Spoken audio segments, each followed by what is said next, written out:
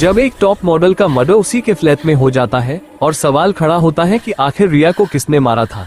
क्या इस गुत्थी को सुलझा पाएगा इंस्पेक्टर विक्रम? जानने के लिए चलिए वीडियो की शुरुआत करते हैं। कहानी शुरू होती है मुंबई शहर के एक आलीशान पेंट हाउस से। रात के ठीक 2 बजे थे। मूसलाधार बारिश हो रही थी और बिजली कड़क रही थी। वहीं कमरे के बीचों बीच एक खूबसूरत महिला जिसका नाम रिया वर्मा था, खून से लथपथ पड़ी थी। उसकी गर्दन पर गहरा घाव था। कमरे में सब कुछ अस्त व्यस्त था, जैसे आखिरी पलों में रिया ने किसी से बचने के लिए जबरदस्त कोशिश की हो। वहीं उस बिल्डिंग से कुछ ही दूरी पर एक टूटे फूटे पुराने से कमरे में अजय शर्मा नाम का एक नौजवान चैन की नींद सो रहा था। अजय 30 साल का पतला दुबला व्यक्ति था। उसके कमरे की दीवार पर सुप्रीम कोर्ट के जजों की तस्वीरें चिपकी थीं और कोने में कानून की मोटी मोटी किताबें धूल फांक रही थीं। अब अगली सुबह रिया वर्मा की हत्या की खबर पूरे शहर में आग की तरह फैल जाती है, क्योंकि रिया एक मशहूर मॉडल और एक बड़े बिजनेसमैन की इकलौती बेटी थी। पुलिस कमिश्नर ने इस केस को सबसे बड़ी चुनौती मानते हुए इसकी जांच की कमान तेज तर्रार इंस्पेक्टर विक्रम सिंह को सौंप दी। विक्रम अपनी ईमानदारी और चालाकी के लिए जाना जाता है। वहीं रिया की हत्या के 2 दिन बाद केस में पहला ट्विस्ट आता है, जब पुलिस ने रिया के मंगेतर राहुल मल्होत्रा को मर्डर के इल्जाम में गिरफ्तार कर लिया था। राहुल एक अमीर खानदान का बिगड़ैल बेटा है और रिया की जायदाद का अकेला वारिस बनने वाला था। सबूत उसके खिलाफ थे। रिया की मौत से ठीक पहले राहुल का फोन रिया के घर के आसपास ट्रैक हुआ था और उसके कपड़ों पर खून के हल्के धब्बे मिले थे, जिसे राहुल ने नाक से खून आना बताकर खारिज कर दिया था। अब मीडिया और पब्लिक ट्रायल शुरू हो चुका था। सबने मान लिया था कि राहुल ही कातिल है। लेकिन राहुल के पिता, जो शहर के सबसे प्रभावशाली लोगों में से एक थे, उन्होंने फैसला किया कि वे अपने बेटे को बचाने के लिए किसी भी हद तक जाएंगे। उन्होंने देश के सबसे बड़े वकीलों को हायर करने की कोशिश की, पर सबने ये केस ठुकरा दिया, क्योंकि केस कमजोर था और वहीं पब्लिक का गुस्सा 7वें आसमान पर था। ठीक इसी समय अजय शर्मा, जो कल तक अपने किराए के कमरे में सपने देख रहा था, एक महंगे सूट, चमकते हुए जूते और आंखों पर सोने का चश्मा लगाकर राहुल के पिता के दफ्तर में दाखिल हुआ। उसने अपना इंट्रो एक स्वतंत्र कानूनी सलाहकार के तौर पर दिया और कहा कि वो उनके बेटे राहुल मल्होत्रा को बेगुनाह साबित कर सकता है। राहुल के पिता हैरान थे। वहीं इस अनजान नौजवान में उन्हें एक उम्मीद की किरण दिखी। उन्होंने अजय की फीस के बारे में पूछा तो अजय ने एक बहुत बड़ी रकम बताई। वहीं ये भी कहता है कि यह फीस तब लूंगा जब मैं केस जीत जाऊंगा, तब तक मैं मुफ्त में काम करूंगा, लेकिन मेरी एक शर्त है, मैं इस केस को अपने तरीके से लड़ूंगा। आप या आपका कोई भी आदमी दखल नहीं देगा। राहुल के पिता, जिनके पास कोई और विकल्प नहीं था, मान गए। अब अगले दिन अजय राहुल से जेल में मिलता है। राहुल घबराया हुआ था और अजय को देखकर और भी चिढ़ गया। वहीं पूछता है, तुम कौन हो? मेरे पिता ने तुम्हें क्यों भेजा है? और तुम एक लोकल वकील भी नहीं लगते। अजय बताता है, मैं वो हूँ जो जानता है कि तुम कातिल नहीं हो और मेरा काम तुम्हें आजाद कराना है। अब मुझे बताओ, उस रात क्या हुआ था?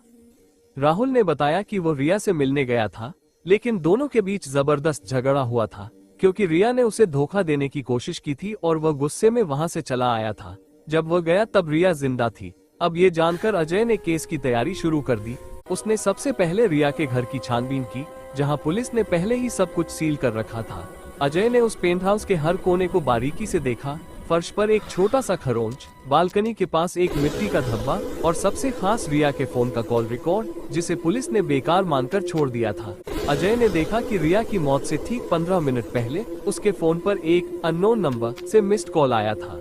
अजय ने उस नंबर को ट्रैक करना शुरू किया। साथ ही अब केस कोर्ट में गया और पहली सुनवाई में अजय ने अपने आत्मविश्वास और कानून के ज्ञान से सबको चौंका दिया।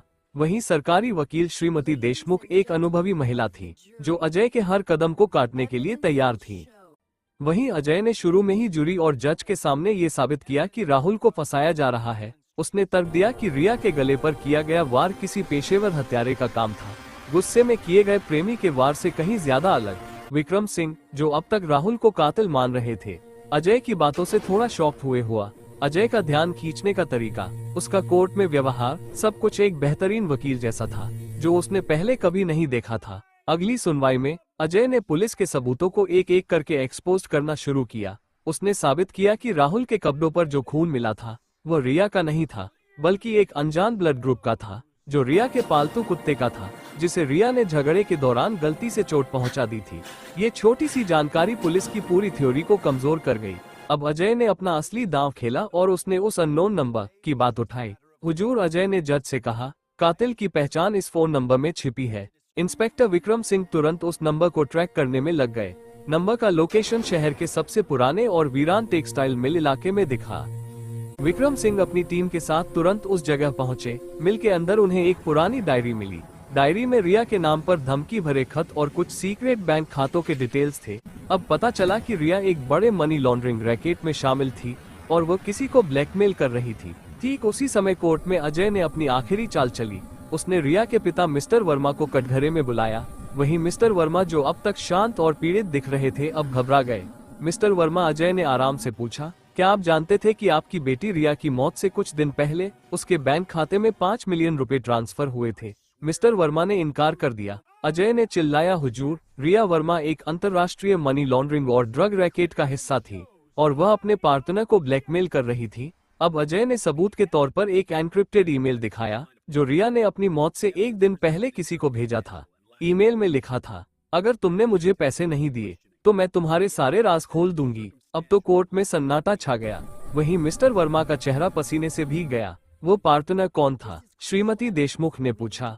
अजय ने मुस्कुराकर कहा, मिस्टर वर्मा को क्यों पसीना आ रहा है, हुजूर?